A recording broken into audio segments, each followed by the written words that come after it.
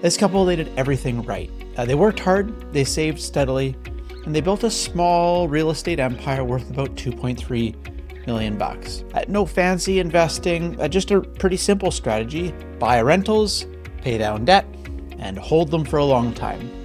But now he just retired, and she's wondering if she can too. The problem though is that nearly all of their wealth is tied up in these properties, and it turns out their cash flow is tight. One unit is running at a loss, and another unit has a problem tenant. So the big question they brought to us was this: should we start selling off some of these rentals in order to retire? We've been seeing this question a fair bit more recently, and so in this video we'll walk through their case. We'll take a look at the three scenarios that we modeled and how a smart decumulation strategy could actually help them unlock the next chapter of their lives with a lot fewer headaches, a lot less tax, and actually more freedom as well.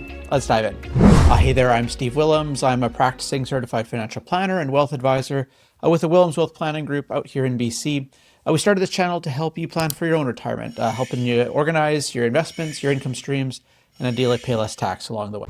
Now let me introduce you to a couple that we recently worked with. For privacy reasons, we'll call them Mr. and Mrs. Landlord. So he's 65. Like I said, he recently retired after decades in kind of like a demanding, hands-on kind of job. She's a little bit younger. She's 60. She's still working full-time, earning about $120,000 a year. She really enjoys what she does, but she's starting to ask that same question, or like, could I maybe be done soon as well? So they've got three grown kids. They're all in their 20s. They're all actually kind of making their way in the world. There's no major support required for them anymore. But like a lot of parents, Mr. and Mrs. Landlord still have kind of a quiet hope to help them out in some way as they pass through adulthood here. This couple, they live pretty modestly, but they do live comfortably.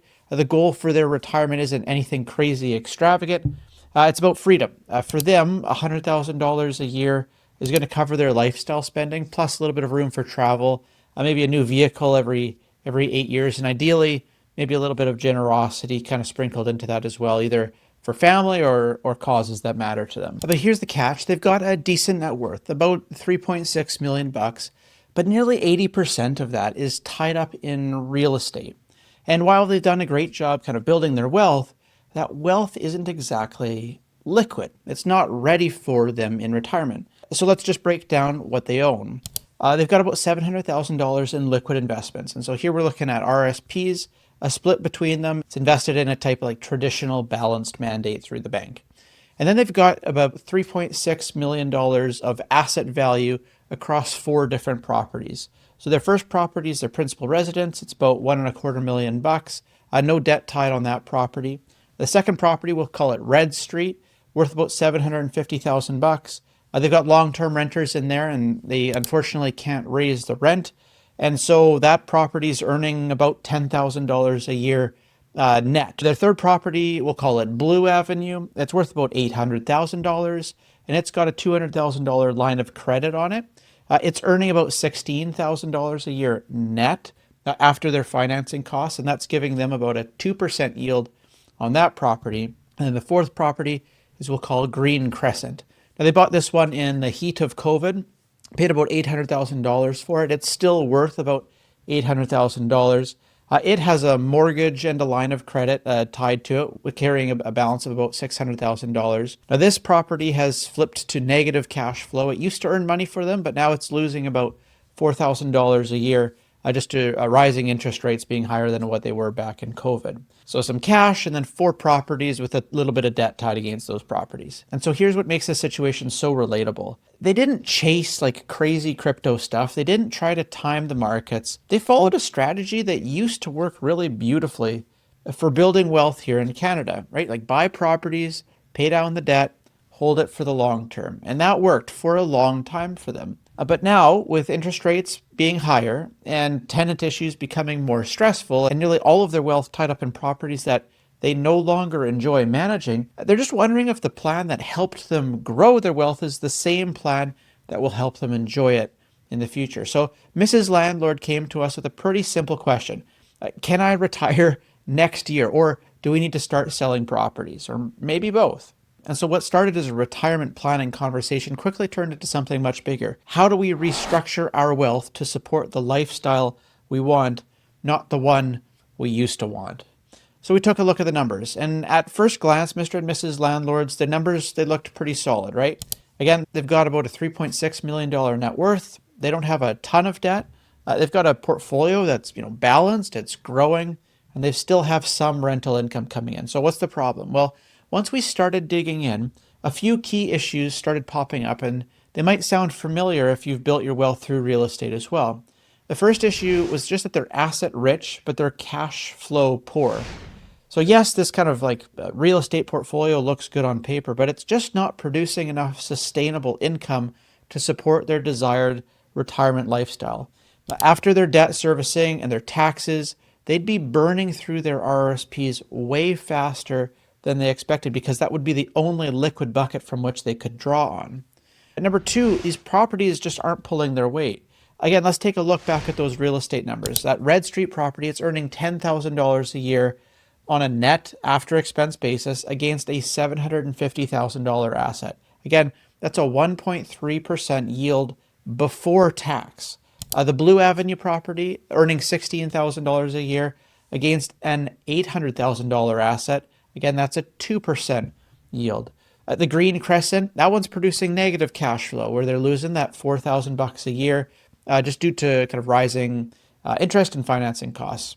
So across the board, that's an underwhelming amount of income for the value of the underlying assets. And in the case of that Green Crescent property, it's actually actively draining their resources. Plus, if he's honest, like he's just done. Like he's over it. He's tired of fixing toilets. He's tired of chasing late rent, and he's tired of having his weekends disrupted. And with inflation, taxes, and kind of rising property expenses, things just aren't trending in the right direction. The bottom line is just that they have a decent balance sheet, but it's just not aligned with how they want to live. The third issue is that taxes are kind of lurking in the shadows here. Because most of these properties have appreciated significantly, there's massive deferred capital gains waiting on the end of the line. So in our base scenario, when they never sell any of the properties during their retirement, their estate would owe over $1 million in taxes at death. That's a massive amount of estate tax drag. And while that might feel maybe like a future problem, here's why it matters now. Because the longer that they hold the properties, the larger the tax bill is going to grow, and the less flexibility that they'll have to restructure their plan later. So while nothing is like technically broken here, they're facing a pretty common retirement challenge, right? Like, do we keep running the plan that got us here, or is it time to pivot to a new one that's maybe built for the lifestyle we want going forward? So we always start with the base case, and we ask the question, what if they changed absolutely nothing, right? Like no sales, no major adjustments. They just carry on with the plan that they're on. Well, from a high level, it looks okay. They've got his CPP and OAS already coming in. They'll elect to start hers at age 65, and then they'll draw down their RSPs gradually to fund their lifestyle needs. They want to spend about $100,000 per year. They figured they needed to replace a vehicle every 8, starting in 2031. But they're not planning on, any extra travel or gifting or anything like that. Now remember, they've got about $700,000 in liquid assets, right? In like RSPs and that kind of thing. And 3 rental properties generating a mix of income and stress. But here's what happens over time. By age 78 for him and 73 for her, those liquid savings are completely gone. They've been fully drawn down. And from that point on, the plan then leans on a combo of like reverse mortgages or some type of debt to fund the rest of their retirement, essentially borrowing against their home as they age. So by the time she hits age 95, they've racked up about $1.4 million in reverse mortgage debt. And that's not the only bill coming due because they never actually sold any of the rental properties. So those embedded capital gains on those assets get triggered at death, which is going to result in a tax bill of over $1 million. The final after-tax value of all of this, once it's all said and done, is going to be about $7.3 million, but with a very big tax bomb attached to it. Now look, on paper, this plan does work in a sense. They don't run out of money, but here's the issue. Their wealth is locked up in bricks and mortar. Their cash flow is still tight, and they feel it, right? They're relying on debt to make the numbers work. And all the while, they're still dealing with tenants, property maintenance, rising expenses, and changes to all the real estate regulations that have been coming our way. The plan got them here, but they didn't like the feeling of having it carry them through their retirement without some serious compromises. So the question becomes, what if we freed up some of that trapped equity and put it to better use? So let's do that. Let's look at what's going to happen when we start freeing up some of that trapped equity and get a little bit more strategic with our liquidation. So in this second scenario, we'll hold off for a little bit, but not forever. First, we're going to let those RSPs do more of the early lifting. And then around age 73 for him and 68 for her, we're going to first sell that green Crescent property. Remember, this is the cash flow negative one. It's the one that's been driving them nuts. At the current interest rates and with the original financing long gone, it's no longer pulling its weight. And so selling it is going to provide kind of a needed injection of cash, and it's going to reduce that monthly drain. So with those net proceeds, we're going to go and top up their TFSAs, and we'll add a chunk of funds to their non-registered account for future drawdowns. And then around her age 82, when those non-registered assets are nearly depleted, we'll sell the second property, the Blue Ave property, to replenish that pot. Now, importantly, we are actually never going to be touching the Red Street property. That one's been in the family for decades. It has no debt, and it still generates some income. So if we don't have to sell it in this scenario, we're not going to do that. So this scenario gives them a whole lot more flexibility. With additional liquidity, we're able to sneak in a little bit more travel in their go-go years while still staying within, sustainable kind of guardrails.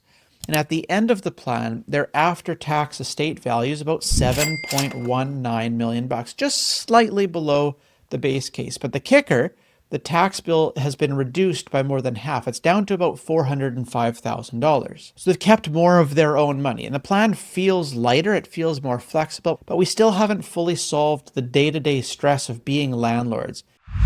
Now let's look at what happens when we get really proactive here. So in this third scenario, we're going to make a decision to start unwinding the real estate earlier and also more deliberately, with the goal here of reducing kind of landlord stress, hopefully increasing some financial clarity and reducing that kind of long-term tax bill. So in this scenario, first up is going to be Green Crescent. That's the obvious candidate. Again, cash flow is negative, high maintenance, and just not serving them anymore. So in 2025, right here, we're going to sell it. It's still near its original purchase value from the COVID period. So there's basically no capital gain here to trigger. There might be a little bit of a mortgage break fee, but the ongoing drain that it was creating, that part's gone, and that's going to be a huge win. Next, we're going to sell the Blue Ave property a few years later in 2028. She'll be 63 at this time. So it's been a pretty solid property, but again, by this point, we're no longer in accumulation mode. So the proceeds from that sale are going to go refill their liquidity bucket, and it's going to create some optionality for them. And here's a nice little bonus. If she has any RSP contribution room left, which she probably will, we can use a little bit of that to reduce the tax bill from the capital gain that year. And then finally, we're going to part ways with Red Street at her age 64. This is the sentimental one, you might remember, and it's been in the family for decades. But again, here's the thing. Its net rental income is only about $10,000 on the $750,000 property. Again, that's a 1.3% yield. It's pretty terrible. In fact, like none of these properties, once we did the math, were yielding above 3%. So while they looked good on the balance sheet, from an income perspective, this was a very inefficient way to fund retirement. Now, by the time all three of these properties are sold, here's what we've accomplished. The debt's gone. The stress of dealing with the tenants and those late rent payments, that also is gone. And instead of holding out and pushing kind of a giant tax bill into their final estate, we've paid the capital gains in advance at a time and in an order that we can control. So here's the really interesting part. When you look at the numbers, this strategy actually gives them the lowest net worth in the short term, because really, like, we've realized more tax earlier. But by the time she reaches age 95, their net value is actually the highest of all three of these scenarios. It's sitting at about $6.9 million, and the total estate tax bill is just $114,000. So they've removed all of this complexity, a ton of risk, they've increased their optionality, and they've saved almost $1 million of tax. So once we saw how strong this third scenario looked, it kind of begged the question, and hang with me here, what if we added in some of the nice to haves too? Right? Like, what if we built like a bonus version of this plan? We often do this here when we're running these scenarios, a scenario 4. And we really couldn't resist, right? If we wanted this plan to actually change their life, it's a picture that we had to actually paint for them. And And so this time, instead of just solving for simplicity and like tax efficiency, we layered in the lifestyle upgrades that they dreamed of, but they never felt confident about. Up first for them was travel. So we added a healthy travel budget. Like I'm talking a healthy travel budget, a $36,000 a year, running from her age 60 to her age 69. These early retirement years are what we often call the go-go years. Energy is high, time is flexible, and there's a whole list of places that they really wanted to explore, but while they still could. That extra spending gives them 10 massively memorable years to go and do all those things that they had put off. Like not someday, but now. And then we asked, well, what about the kids? Well, in this scenario, we also built in early gifts to their 3 kids. They wanted to do about $50,000 each every year for 3 years, starting when the couple is going to be 75 and 70 years old. That timing for them was important. Their kids are going to be in their 30s and their 40s by then. They're going to be kind of hitting their career stride, and family's going to be all settled down by then, presumably. And that kind of early help, well, it's going to be hugely impactful for them, like way more valuable than receiving it decades down the line through an estate. The beautiful part with all of this is that even when we baked in all of those lifestyle upgrades, the plan still holds strong. They've removed that landlord stress. They've eliminated their debt. They've reduced their lifetime tax bill. They brought themselves the freedom to enjoy their wealth while they're healthy enough to actually enjoy it. Like mission accomplished. So for you, here's the takeaway. Just because your wealth is tied up in real estate, it doesn't mean that your retirement has to feel like a burden. The right liquidation strategy, timed and sequenced well, can actually unlock a completely different future. And not just in terms of money, but in terms of freedom, right? Clarity, maybe even confidence. This couple started out just asking if they could retire soon, like hopefully was their thought. But with the right plan, they actually found a way to retire really well, to live well, to give to their kids well, and frankly, to leave well. And that's the kind of outcome that hopefully we're aiming for. So if you're sitting on a few properties wondering if they're the key to your retirement or maybe the thing that's quietly holding you back, suggest we should probably have a conversation. Sometimes the numbers say stay the course. Other times, a few smart moves can actually unlock a whole new chapter. So if you'd like us to run your numbers, kind of map out a drawdown strategy, or maybe just get a second set of eyes on what you're working with, we do this kind of stuff every single day. I'll put a link in the description below for you to book a time on my calendar. Hey, thanks for sticking through. This was a longer one. We'll see you next time.